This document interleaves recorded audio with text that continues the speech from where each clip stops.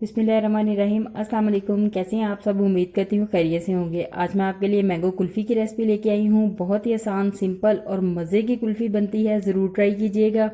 Mango का season चल रहा है, ज़रूर इस कुल्फ़ी को ट्राई कीजिएगा। इसमें जो चीज़ें मैं इस्तेमाल करूँगी वो मैं स्टेप बाय स्टेप बताऊँगी, वो नोट कर लें। 2 कप मैंगो का पेस्ट लिया है। मैंगो लिए थे, उनको छील के, उनको काट के मैंने उनका पेस्ट बना लिया। इसे सबसे पहले छान लें। मैंगो के पेस्ट को हम इसलिए छानेंगे ताकि हमारे पास बहुत स्मूथ और बहुत अच्छा सा पेस्ट आ जाए। मैंगो का पेस्ट अच्छी तरह से छानने के बाद इस पेस्ट को फ्रीज़र में रख लें और इसे बिल्कुल ठंडा कर लें। जब तक ये ठंडा होता है हम बाकी का काम कर लेते हैं। दूध लिया है 1 लीटर। चीनी ली है 4 से 5 खाने के चम्मच। आप अपने टेस्ट के हिसाब से कम या ज़्यादा भी ले सकते हैं। सबसे पहले दूध को पकाने के बर्तन के अंदर डाल के पकने के लिए रख दें। साथ ही इसमें चीनी डाल दें। जब दूध में एक उबाल आ जाए तो इसमें वक्फे वक्फे से चम्मच चला चला के इसको इतना पकाएं कि ये दूध आधा रह जाए।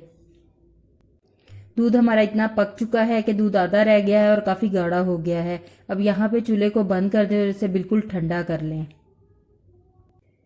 दूध को बिल्कुल ठंडा करने के बाद ब्लेंडर के जग के अंदर डाल दें और इसे बहुत अच्छी तरह से पीस लें ताकि दूध एक क्रीमी शक्ल में आ जाए। मैंगो का पेस्ट जो हमने ठंडा होने के लिए रखा था उसके अंदर इस दूध को शामिल कर दें।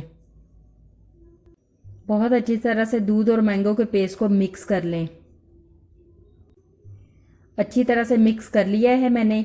यहाँ पे अब ये फूड कलर ऑप्शनल है, अगर आप डालना चाहें तो आपकी मर्ज़ी है, लेकिन अगर आप स्किप करना चाहें तो स्किप भी कर सकते हैं। तकरीबन 1/4 टीस्पून के करीब मैंने इसके अंदर येलो फूड कलर डाला है। फूड कलर डालने के बाद इसको बहुत अच्छी तरह से मिक्स कर लें। कुल्फ़ी का पेस्ट हमारा तैयार है। अब इसे मोल्ड्स में डाल लें। मैंने स्टील के मोल्ड्स लिए हैं, आप प्लास्टिक के जो बाज़ार में मिलते हैं उनमें भी डाल के जमा सकते हैं। अलग अलग मोल्ड्स में जमाने का सिर्फ ये फ़ायदा होगा कि आपको जितनी खानी होगी कुल्फ़ी उतनी आप बाहर निकाल लेंगे, बाकी फ्रीज़र में ही पड़ी रहेंगी। सारे मोल्ड्स भरने के बाद इसके ऊपर रैपिंग शीट लगा सकते हैं आप, या फॉइल शीट भी लगा सकते हैं। दोनों में से जो भी आपके पास अवेलेबल हो अच्छी तरह से इसको कवर कर दें और एयर टाइट कर लें। सारे मोल्ड्स को कवर करने के बाद छुरी की मदद से छोटे छोटे से कट्स इसमें लगा लें। कट्स छोटे छोटे ही लगाने हैं, इसमें से सिर्फ हमें स्टिक पास करनी है, ज़्यादा बड़े कट्स नहीं लगाने।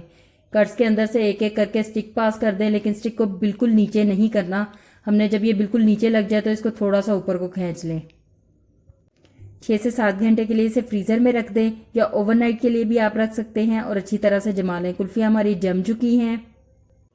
इसको मोल्ड में से निकालने का बहुत ही सिंपल सा तरीका है। पहले इसकी फॉइल शीट निकाल लें, फिर थोड़ा सा पानी ले लें। ये पानी मैंने नॉर्मल पानी लिया है, गर्म पानी नहीं लिया।